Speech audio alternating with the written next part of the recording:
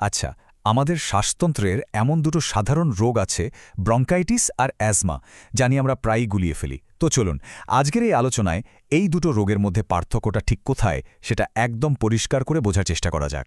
অনেক সময় তো দেখা যায় কারো একটানা কাশি লেগেই আছে বা শ্বাস নিতে কষ্ট হচ্ছে, কিন্তু এটা কি সাধারণ ঠান্ডা লাগা, নাকি এর পেছনে ব্রঙ্কাইটিস বা অ্যাজমার মতো কোনো সমস্যা লুকিয়ে আছে?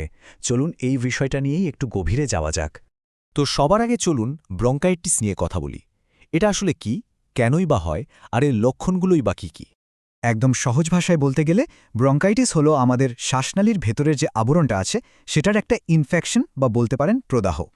এর ফলে কি হয়, শ্বাসনালীটা ফুলে যায় আর সেখানে কফ বা শ্লেষ্মা জমতে শুরু করে। আর ঠিক এই কারণে শ্বাসপ্রশ্বাসের রাস্তাটা শুরু হয়ে আসে। এখন মনে প্রশ্ন আসতেই পারে যে এই প্রদাহটা আখির কেন হয়। এর প্রধান কারণগুলোর মধ্যে একটা হলো ভাইরাস বা ব্যাকটেরিয়ার সংক্রমণ। তাছাড়াও যারা ধূমপান করেন বা খুব ধুলাবালি আর দূষিত পরিবেশে থাকেন, তাদের ব্রঙ্কাইটিসের ঝুঁকি কিন্তু অনেকটাই বেড়ে যায়। এমনকি সাধারণ ঠান্ডা লাগা থেকেও কিন্তু এই রোগটা হতে পারে।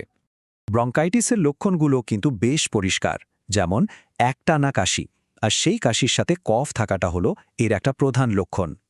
এর সাথে সাথে শ্বাস নিতে কষ্ট, বুকে অস্বস্তি আর জ্বরও কিন্তু থাকে। এই রোগে যিনি আক্রান্ত হন তিনি ধীরে ধীরে শারীরিকভাবে বেশ দুর্বল হয়ে পড়েন।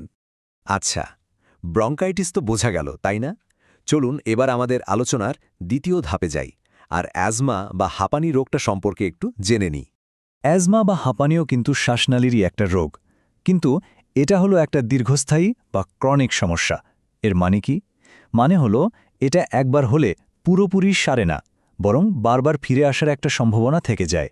যখন অ্যাজমা অ্যাটাক হয় তখন শ্বাসনালীগুলো খুব বেশি সংবেদনশীল হয়ে পড়ে আর সংকুচিত হয়ে যায়, ফলে শ্বাস নেওয়াটা ভীষণ কঠিন হয়ে পড়ে। এখানে একটা খুবই জরুরি বিষয় কিন্তু মাথায় রাখা দরকার। অনেকের মধ্যেই একটা ভুল ধারণা কাজ করে, কিন্তু সত্যিটা হলো অ্যাজমা কোনো ছোঁয়াচে রোগ নয়, মানে এটা একজন থেকে আরেকজনের শরীরে ছড়ায় না। তাহলে প্রশ্ন হলো, অ্যাজমা হয় কেন?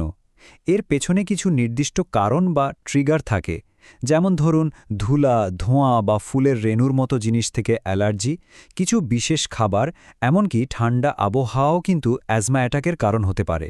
অনেক সময় এটা বংশগতও হয়। আর হ্যাঁ, বাচ্চাদের ক্ষেত্রে সাধারণ সর্দি কাশি থেকেও কিন্তু হাঁপানির টান উঠতে দেখা যায়। অ্যাজমার লক্ষণগুলো কিন্তু ব্রঙ্কাইটিসের চেয়ে একটু অন্যরকম।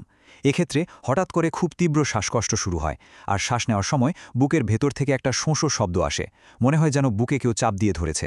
আর সবচেয়ে গুরুত্বপূর্ণ বিষয় হলো, সাধারণত অ্যাজমা অ্যাটাকের সময় কিন্তু জ্বর থাকে না। এটাই কিন্তু ব্রঙ্কাইটিস থেকে একে আলাদা করার একটা বড় উপায়। তো এতক্ষণ আমরা দুটো রোগ নিয়ে আলাদা আলাদাভাবে জানলাম। এখন চলুন সবচেয়ে জরুরি কাজটা করি, একটা তুলনামূলক আলোচনার মাধ্যমে এদের মধ্যেকার মূল পার্থক্যগুলো একবারে দেখে নেওয়া যাক, তাহলে পুরো ব্যাপারটা একদম পরিষ্কার হয়ে যাবে। দেখুন, পার্থক্যগুলো কিন্তু বেশ স্পষ্ট। যেমন ব্রঙ্কাইটিস হলো মূলত একটা ইনফেকশন, যেটা সাধারণত ভাইরাস বা ব্যাকটেরিয়া দিয়ে হয়। অন্যদিকে অ্যাজমা হলো একটা দীর্ঘস্থায়ী অ্যালার্জিক সমস্যা। আর একটা বড় পার্থক্য হলো জ্বর। ব্রঙ্কাইটিসে জ্বর থাকাটা খুবই স্বাভাবিক, কিন্তু অ্যাজমাতে সচরাচর জ্বর থাকে না বললেই চলে। আচ্ছা, রোগ দুটো সম্পর্কে তো অনেক কিছু জানা গেল, কিন্তু প্রশ্ন হলো এগুলো থেকে সুরক্ষিত থাকার বা এগুলোকে নিয়ন্ত্রণে রাখার উপায় কি? চলুন এবার প্রতিকার আর সচেতনতার কিছু বিষয়ে জেনে নেওয়া যাক। দেখুন, এই দুটো রোগ থেকেই বাঁচতে কিছু সাধারণ স্বাস্থ্যকর অভ্যাস কিন্তু দারুণ কাজে দেয়। যেমন ধরুন, ধূমপান একদম ছেড়ে দেওয়া, ধুলাবালি বা ধোঁয়ার মতো জিনিসগুলো যতটা সম্ভব এড়িয়ে চলা, আর পরিষ্কার পরিচ্ছন্ন আলো বাতাস খেলে এমন একটা পরিবেশে থাকা। আর সবচেয়ে জরুরি হলো শরীর খারাপ লাগলে দেরি না করে ডাক্তারের পরামর্শ নেওয়া। অ্যাজমার ক্ষেত্রে একটা কথা বিশেষভাবে মনে রাখতে হবে, এর চিকিৎসায় যে ওষুধগুলো ব্যবহার করা হয়, যেমন ইনহেলার, সেগুলো রোগটাকে নিয়ন্ত্রণে রাখে, শ্বাসকষ্ট থেকে দ্রুত আরাম দেয়, কিন্তু রোগটাকে কিন্তু একেবারে সারিয়ে তোলে না। তাই যাদের অ্যাজমা আছে তাদের জন্য ডাক্তারের পরামর্শ মতো ওষুধপত্র সবসময় হাতের কাছে রাখাটা ভীষণ জরুরি। তাহলে সব মিলিয়ে মূল কথাটা কি দাঁড়ালো? সঠিক তথ্য জানা, একটা স্বাস্থ্যকর জীবনযাপন করা, আর প্রয়োজনে একদম সময় মতো ডাক্তারের সাহায্য নেয়া, এই তিনটি জিনিসই ব্রঙ্কাইটিস এবং অ্যাজমার মতো শ্বাসতন্ত্রের রোগগুলোকে ভালোভাবে নিয়ন্ত্রণে রাখতে সাহায্য করে। আমাদের আজকের আলোচনা এখানেই শেষ হচ্ছে, তবে যাওয়ার আগে একটা প্রশ্ন রেখে যেতে চাই। এই যে এত কিছু জানা গেল, এর বাইরেও আমাদের ফুসফুস আর শ্বাসতন্ত্রকে প্রতিদিন ভালো রাখতে আমরা ব্যক্তিগতভাবে আর কি করতে পারি? ব্যাপারটা নিয়ে কিন্তু ভাবা যেতেই পারে।